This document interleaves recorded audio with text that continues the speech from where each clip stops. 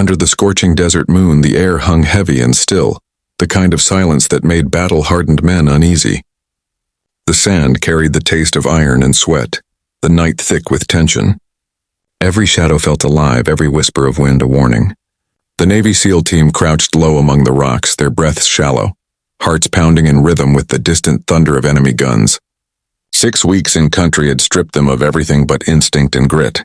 They were ghosts operating on fumes, their mission unraveling faster than they could adapt. Commander Blake Harlow knelt behind a fractured wall, scanning the ridge through the glow of his night vision goggles. He was the kind of leader who never raised his voice, who carried calm like a weapon.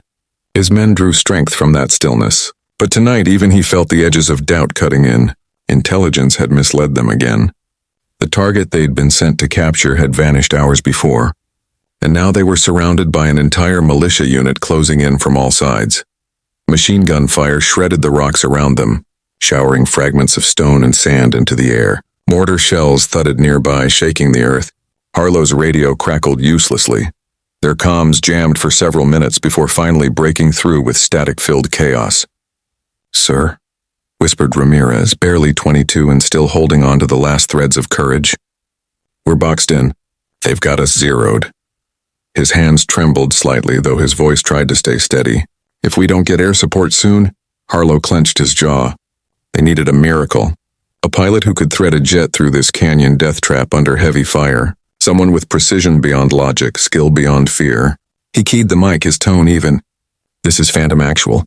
Requesting immediate close air support. Repeat, we're pinned in the valley. Coordinates transmitting now." For a few agonizing seconds, the radio offered only static. The men exchanged tense looks, the silence almost deafening. Then through the crackle, a voice came. A calm, quiet tone that didn't belong to this kind of battlefield. "Copy that, Phantom Actual. I'm inbound." The SEALs froze. The voice wasn't gravel or bark, not the usual clipped rhythm of hardened aviators. It was soft, deliberate, and oddly serene, like someone whispering through chaos. Harlow frowned, pressing the mic again. "Call sign?" "Raven." Harlow blinked, skeptical. "Raven, we've got cliffs on both sides, zero visibility, and AAA fire lighting up the sky. You sure you're up for this?" A pause, just long enough to make his pulse skip. Then came the answer, quiet but razor sharp. "I don't miss."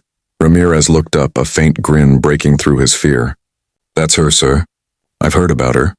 Harlow didn't care about stories.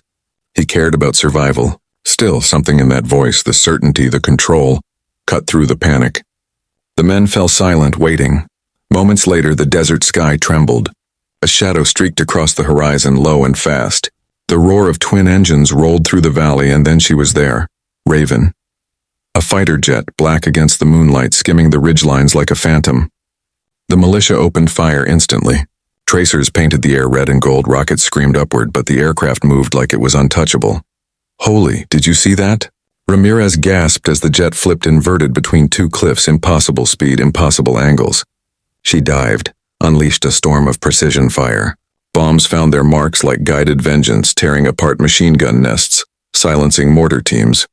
Each explosion landed exactly where it needed to. No waste, no error. "Raven, that was surgical," Harlow radioed, disbelief breaking through his control. "I told you," came the soft reply. "I don't miss." With Raven overhead, everything changed. The SEALs pushed forward, moving through fire and smoke, using her strikes as cover. For the first time in hours, hope returned. But just as they began to break free of the valley, another wave hit. More trucks, more fighters pouring in from the north. They were trapped again, tighter this time. "Sir, we're surrounded," Ramirez said, panic creeping back. Harlow grabbed the mic. "Raven, we need another run, but the hostiles are mixed with our positions. You can't drop ordnance without risking. Mark your locations." She cut in, her tone unchanged. "I'll handle the rest." The men switched on their infrared strobes. Red beams flickered in the chaos, barely visible through the dust and smoke. It was madness. No pilot could separate friend from foe in this mess. No one could fly low enough to aim with that kind of precision, but Raven could. The roar came again, closer, louder, shaking the ground. The jet screamed into a dive so sharp it defied gravity. Time seemed to stretch thin. Through the haze, Harlow could see her aircraft slicing through the tracer fire, weaving through explosions like a shadow made of steel. Every missile, Every round landed with supernatural accuracy, mere inches from their strobes, never touching them. She flew so low that the SEALs felt the jet wash slam against their helmets. The militia never had a chance. Within minutes their lines collapsed, gunfire faded, and then silence, real silence, the kind that follows death and victory all at once. Harlow stood slowly, breath trembling, eyes wide at the devastation around him. "Raven," he said into the mic, voice cracking for the first time. "That was impossible," the radio hissed. Then came her reply, barely a whisper. "Not impossible, just necessary." The line went dead. They never saw her again. No one did. The jet vanished into the dark sky, swallowed by the stars like she'd never been there at all. But the story spread, first through that valley, then through every base, every campfire where soldiers gathered to remember the ones who'd saved them. Some said she wasn't real, just a ghost story for those who needed to believe in miracles. Others swore she was something divine, an angel of war cloaked in steel and silence. But those who had been there, those who had heard her voice, knew better. Commander Harlow never forgot the sound of that whisper in the chaos. "I don't miss." It became a mantra among his men, a reminder that not all strength roars.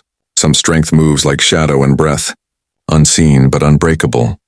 Years later, when veterans of that mission reunited, they still spoke of Raven. They remembered the night the sky came alive and death itself seemed to hesitate.